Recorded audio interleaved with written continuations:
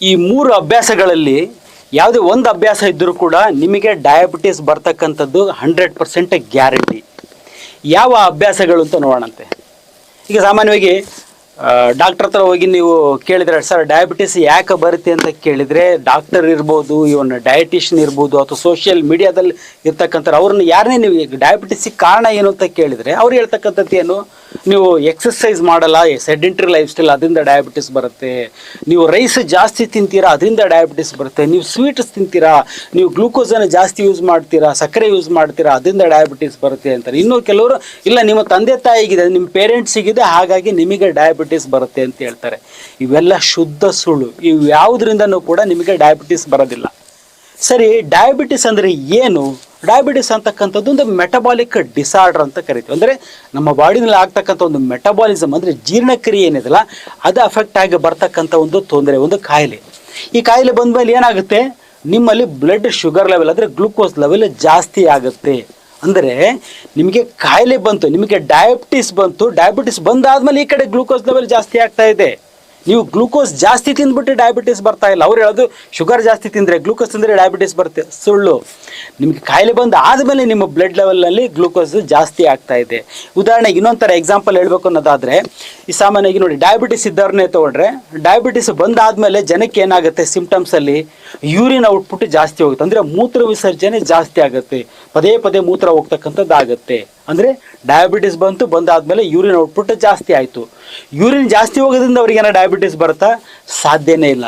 ಹಾಗಾಗಿ ಈ ಒಂದು ಡಯಾಬಿಟಿಸ್ ಜಾಸ್ತಿ ತಿಂದರೆ, ಸ್ವೀಟ್ ಜಾಸ್ತಿ ತಿಂದರೆ, ರೈಸ್ ಜಾಸ್ತಿ ತಿಂದರೆ ಅಂತಕ್ಕಂಥದ್ದು ಶುದ್ಧ ಸುಳ್ಳು. ಅದಕ್ಕೂ ನಿಮ್ಮ ಒಂದು ಡಯಾಬಿಟಿಸ್ ಬರೋದಕ್ಕೂ ಯಾವುದೇ ಒಂದು ರೀತಿಯ ಒಂದು ಸಂಬಂಧ ಇಲ್ಲ.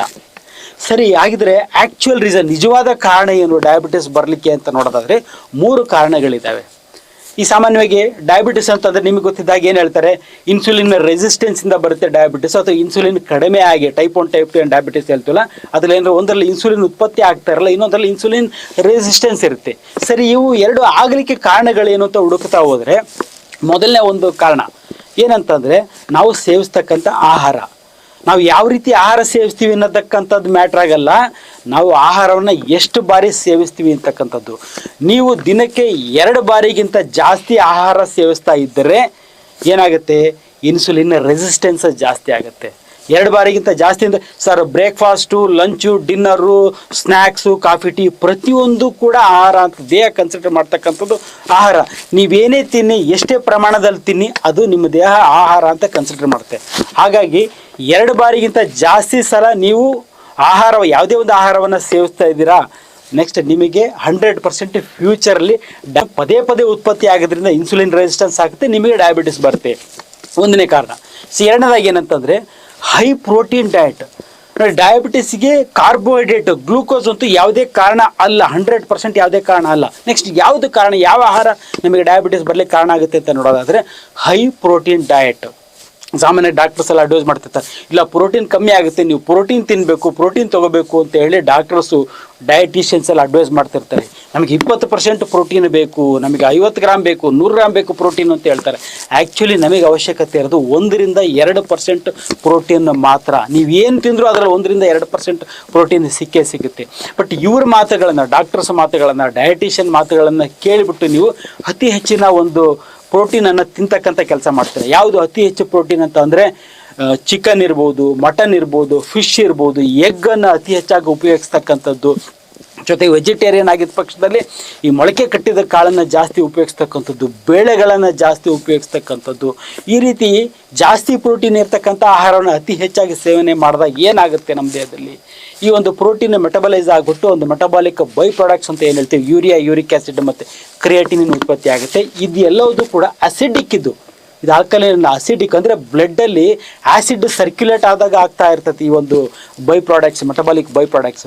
ಯಾವಾಗ ಬ್ಲಡ್ ಅಸಿಡಿಕ್ ಆಗುತ್ತೋ ಒಂದು ಸೆಲ್ಲನ್ನು ಇರಿಟೇಟ್ ಮಾಡಿ ಇನ್ಸುಲಿನ್ ರೆಸಿಸ್ಟೆನ್ಸನ್ನು ಜಾಸ್ತಿ ಮಾಡುತ್ತೆ. ಜೊತೆಗೆ ಈ ಒಂದು ಅಸಿಡಿಕ್ ಬ್ಲಡ್ ನಮ್ಮ ಒಂದು ಪ್ಯಾನ್ಕ್ರಿಯಾಸಿಗೂ ಅಫೆಕ್ಟ್ ಆಗಿ ಪ್ಯಾನ್ಕ್ರಿಯಾಸನ್ನು ಕ್ರಮೇಣವಾಗಿ ಡ್ಯಾಮೇಜ್ ಮಾಡಿಬಿಟ್ಟು ಇನ್ಸುಲಿನ್ ಉತ್ಪತ್ತಿ ಕಮ್ಮಿ ಮಾಡ್ತಾ ಹೋಗುತ್ತೆ. ಇದು 2ನೇ ಕಾರಣ. ನೆಕ್ಸ್ಟ್ 3ನೇ ಕಾರಣ ಏನಂತಂದರೆ, ನೀವು ಪದೇ ಪದೇ ಮಾತ್ರೆ ಮೆಡಿಸಿನ್ಸ್ ತೊಗೊತಾ ಇದ್ದೀರಾ. ಈ ನೆಗಡಿ ಆಯಿತು ಅಂತ ಮಾತ್ರೆ, ಕೆಮ್ಮು ಅಂತ ಮಾತ್ರೆ, ಜ್ವರ ಅಂತ ಮಾತ್ರೆ, ಲೈಟಾಗಿ ಬಿ ಪಿ ಜಾಸ್ತಿ ಇದೆ ಅಂತ ಮಾತ್ರೆ, ಸ್ವಲ್ಪ ಕೊಲೆಸ್ಟ್ರಾಲ್ ಜಾಸ್ತಿ ಇದೆ ಅಂತ ಮಾತ್ರೆ, ಈ ರೀತಿ ಅತಿ ಹೆಚ್ಚಿನ ಪ್ರಮಾಣದಲ್ಲಿ ಪದೇ ಪದೇ ತಗೊಳ್ತಕ್ಕಂಥದ್ದು ಅಥವಾ ರೆಗ್ಯುಲರಾಗಿ ಯೂಸ್ ಮಾಡ್ತಕ್ಕಂಥ ಮಾತ್ರೆ ಏನು ತೊಗೊತೀರ, ಈ ಒಂದು ಮೆಡಿಸಿನ್ಸ್ ಬಂದ್ಬಿಟ್ಟು ಕೆಮಿಕಲ್ಸು. ನಮ್ಮ ದೇಹದ ಅವಶ್ಯಕತೆ ಇಲ್ಲ. ನೆಗಡಿಯ ಮಾತ್ರೆ, ಕೊಲೆಸ್ಟ್ರಾಲ್ ಮಾತ್ರೆ ನಮ್ಮ ದೇಹದ ಅವಶ್ಯಕತೆ ಅಲ್ಲ, ಅವೆಲ್ಲ ಕೆಮಿಕಲ್ಸು.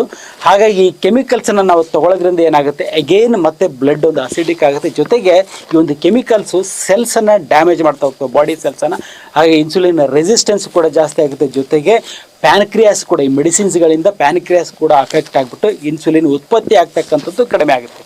ಸೊ ಹಾಗಾಗಿ ಈ ಒಂದು 3 ಅಭ್ಯಾಸಗಳು ಯಾವ್ಯಾವು, 2 ಬಾರಿಗಿಂತ ಹೆಚ್ಚು ನೀವು ಆಹಾರವನ್ನು ಸೇವಿಸ್ತಾ ಇದ್ದೀರಾ, ಎರಡನೇದಾಗಿ ಅತಿ ಹೆಚ್ಚಿನ ಪ್ರಮಾಣದಲ್ಲಿ ಪ್ರೋಟೀನನ್ನು ಉಪಯೋಗಿಸ್ತಾ ಇದ್ದೀರಾ, ಅದರ ಜೊತೆಗೆ 3ನೇದಾಗಿ ಮೆಡಿಸಿನನ್ನು ಅತಿ ಹೆಚ್ಚು ಫ್ರೀಕ್ವೆಂಟಾಗಿ ಅವಾಗವಾಗ ತೊಗೊತಾ ಇರ್ತೀರಾ ಅಥವಾ ರೆಗ್ಯುಲರಾಗಿ ತೊಗೊತಾ ಇರ್ತೀರಾ, ಹಾಗಿದ್ರೆ ನಿಮಗೆ 100% ಡಯಾಬಿಟಿಸ್ ಬಂದೇ ಬರುತ್ತೆ. ಈ ನಾ ಹೇಳ್ತಕ್ಕಂಥ ಈ 3 ಕಾರಣಗಳು ನಿಮ್ಮಲ್ಲಿತ್ತು, 3 ರೀಸನ್ ನಿಮ್ಮಲ್ಲಿತ್ತು ಅಂತಂದರೆ ಬೇಗನೆ ನಿಮಗೆ ಡಯಾಬಿಟಿಸ್ ಬರುತ್ತೆ. ಇಲ್ಲ ಸರ್ 3 ಇಲ್ಲ 2 ಇದೆ ಅಂತಂದರೆ ಇನ್ನು ಸ್ವಲ್ಪ ಲೇಟ್ ಆಗುತ್ತೆ. ಇಲ್ಲ ಒಂದೇ ಒಂದು ಇದೆ ನನ್ನಲ್ಲಿ ಅಂತ ಆದರೆ ನೆಕ್ಸ್ಟ್ ಸ್ವಲ್ಪ ಲೇಟಾಗಿ ಬರುತ್ತೆ, ಬಟ್ 100% ನಿಮಗೆ ಡಯಾಬಿಟಿಸ್ ಬರುತ್ತೆ.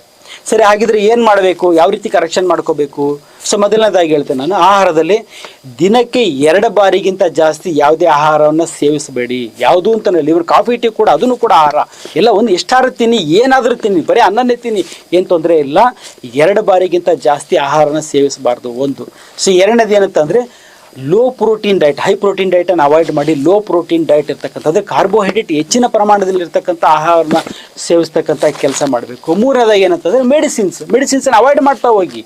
ಅದು ಇದು ಕಾಯಿಲೆ, ಸಣ್ಣ ಪುಟ್ಟ ಕಾಯಿಲೆಗಳಿಗೆಲ್ಲ ಅನವಶ್ಯಕವಾಗಿ ಮೆಡಿಸಿನ್ ತೊಗೊಳ್ತಕ್ಕಂಥದ್ದು. ಡಾಕ್ಟ್ರ್ ಹೇಳಿದ್ದಾರೆ ಲೈಫ್ ಟೈಮ್ ಈ ಒಂದು cholesterol tablet, B P tablet, ಅದು ಇದನ್ನು ರೆಗ್ಯುಲರಾಗಿ, ಆಮೇಲೆ ಸಪ್ಲಿಮೆಂಟ್ಸನ್ನು ಕೂಡ ರೆಗ್ಯುಲರಾಗಿ ತೊಗೊಳ್ಳೋದ್ರಿಂದ ಕೂಡ ಡಯಾಬಿಟಿಸ್ ಬರ್ತಾ ಇದೆ.